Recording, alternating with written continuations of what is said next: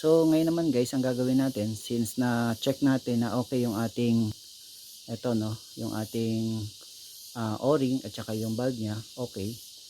So ngayon, titingnan natin kung saan ba yung overflow, kung saan ba lumalabas yung overflow. Kasi may nagtanong sa akin, kapag basa daw ba dito, sign daw ba yun ng overflow, no? So, ang opinion ko dyan, pwede siyang makonsider na overflow, pero ang problema ay hindi dito. Ayan, hindi dito sa o-ring, hindi din dito. Ang mamaya papakita ko sa inyo kung pag may basa dito, saan ang gagaling yung basa, no? So dalawa yung pinanggagalingan ng basa. So mamaya papakita ko sa inyo yung overflow. Ang isang source is itong ating accelerator pump. Yung ating accelerator pump, pag plug yan dun sa loob, ay hindi malakas mag-spray siya, no? So minsan yung iba naiiwan dito. Kaya pagtanggal niyo ng pagtanggal niyo ng air cleaner, meron pang natitira dito. Ayan. So possibly dito galing. Pero yun, ngayon ang gagawin natin, ipapakita ko sa inyo kung saan ba yung overflow niya. Ayan, para ma-identify nyo agad kung ang problema ba is accelerator o yung eto. Ayan.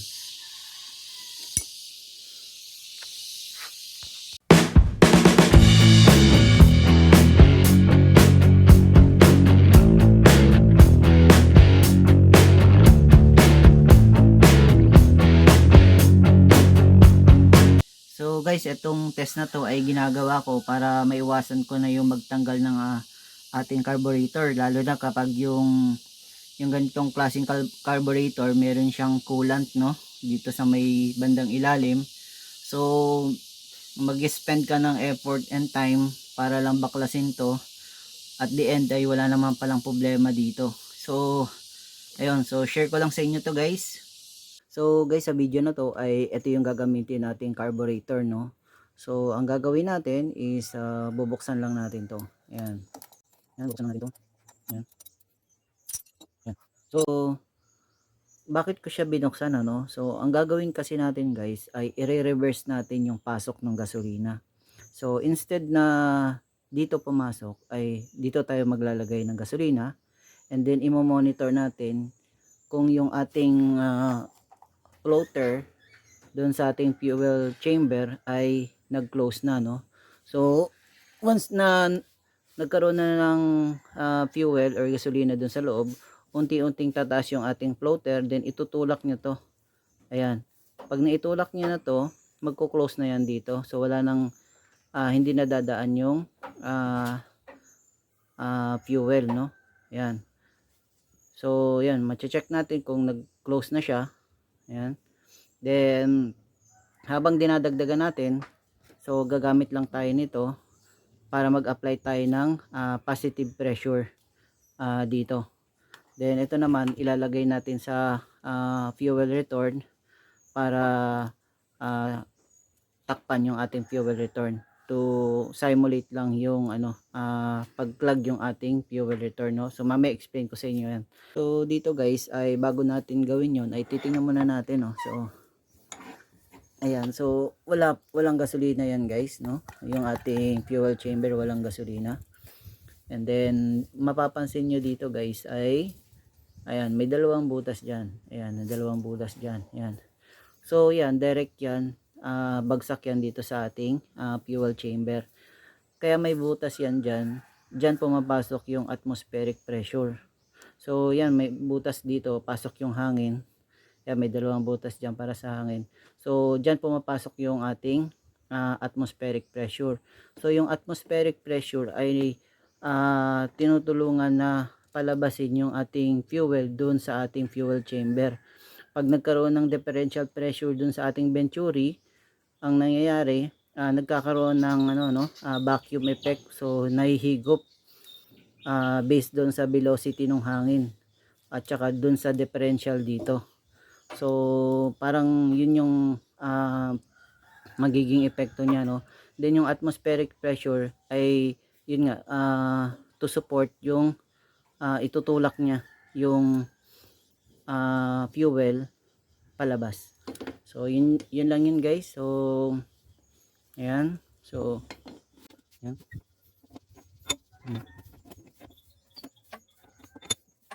Ayan, so subukan na natin ito. So positive pressure lang yung gagawin natin guys. Ito nabibili naman to sa mga drugstore eh. Mura lang naman to. So ito naman is vacuum hose or flexible. So hindi na kailangan natin lagyan ng ano, ayan, automatic na siyang hihigpit. So kung titingnan natin dito guys, ayan. Ayan, so wala pang resistance. Kasi bukas pa yung floater valve natin doon. Tapos ayun. So yung ating fuel return, ito. So ang gagawin natin guys ay ayan, lagyan natin or tanggalin muna natin 'to kasi once na naglagay na tayo diyan, once na may tumulo dito na fuel, ibig sabihin ito guys ay hindi pa to close. So yun, i-monitor natin 'yan. Tapos ayun, kung hindi pa to close, either yung ating o-ring ay may diferensya. So yun. So ito, takpan lang natin tong ating pwede mamaya na lang din natin yan takpan. Basta monitor lang natin yan guys. Once na may tumulo dyan, ibig sabihin may problema yung ating o-ring or yung ating valve. So gamit lang tayo ng gasolina. So ito is nasa mga more than 50 ml. So ito yung ginagamit ko guys. Hindi masyadong nagre-react yung gasolina dito. Ayan. So pwede din yung sa Coke or yung sa plastic bottle ng Coke. Ayan. Tapos meron kasi itong maliit na butas. Ayan, maliit na butas. Ayan. So gawin natin guys ay ganito.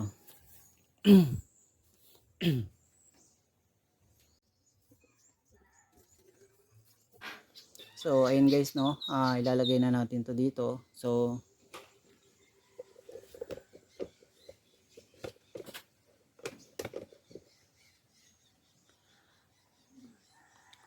ayun guys. Ewan ko kung nakikita nyo. Ayan. So ayan, ito butas, ito sa hangin. May butas dito kasi yan eh. Ito sa hangin. Ito yun, yan papunta yan dun sa ating fuel chamber. Ayan. So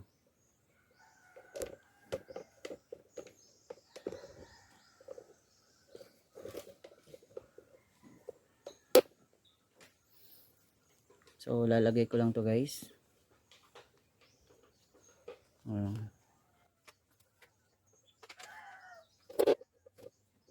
Then habang nilalagay natin guys, monitor natin kung meron bang tumatagas dito. So ayun guys no, habang nilalagyan natin, i-monitor natin kung may tumatagas dito at saka dito. Ayan. So ayan.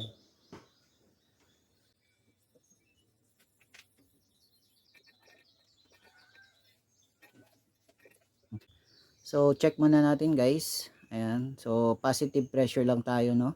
Ayan. Pasok lang natin to dito. So tingnan natin kung nagko-close na ba yung valve dun sa loob. So tingnan natin kung meron bang resistance. Ayan, wala pa oh. Wala pa siyang resistance. Ayan, itutulak ko pa. Ayan. So ibig sabihin hindi pa close yung ito, yung valve sa loob, yung butas hindi pa close. So ang nangyayari, yung hangin dito, yung hangin ay pumapasok doon sa ating fuel chamber at lumalabas dito sa kanyang pasukan ng ating ambient pressure no, yung atmospheric pressure natin. So yun guys, lagyan lang natin to. So ayun guys, naubos na natin yung 50 ml no. Tingnan natin kung meron bang tumatagas dito. So wala pa no. Ayan.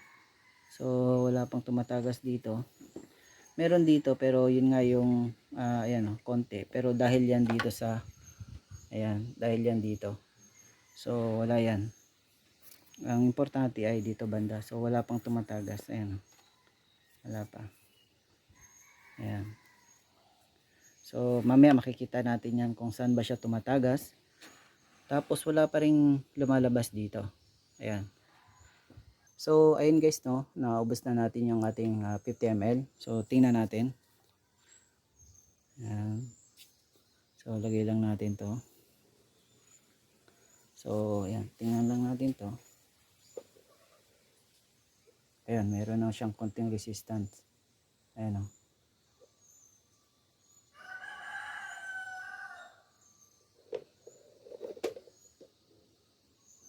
Ayan o.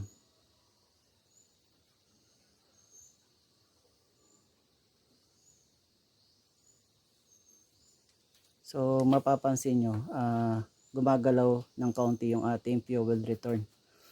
Ayan. Ayan.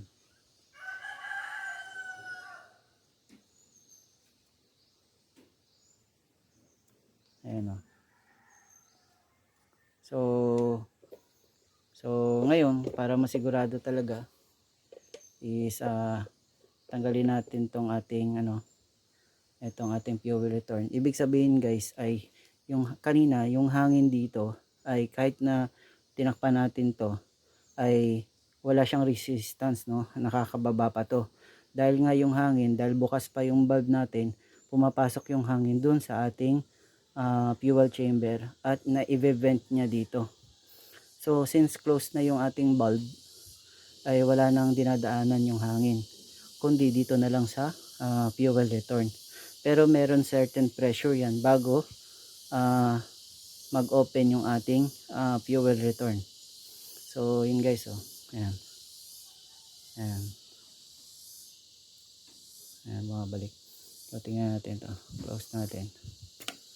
Ayan.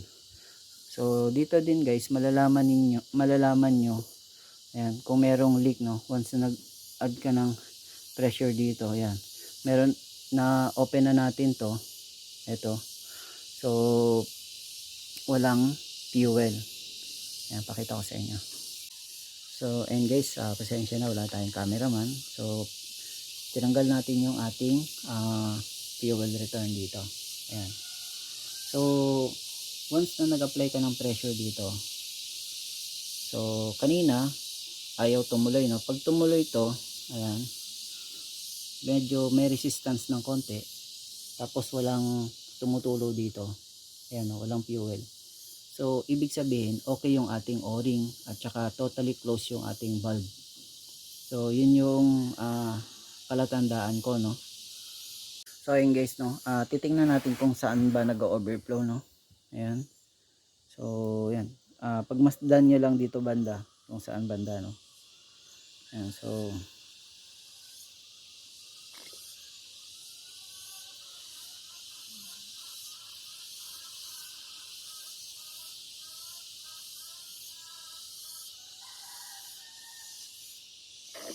ayan, nakita nyo guys.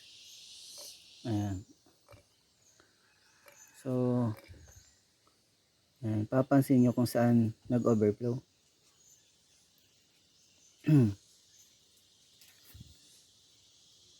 Ayan.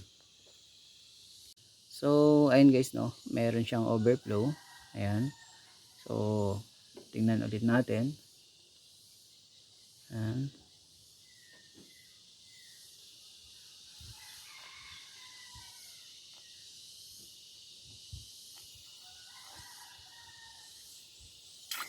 Ayun. So yan, dun siya nag-overflow. Ayan. Yan sa gitna. Ayan.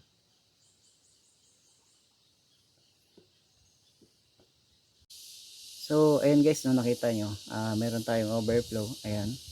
So dito, wala naman tumulo na gasolina dito.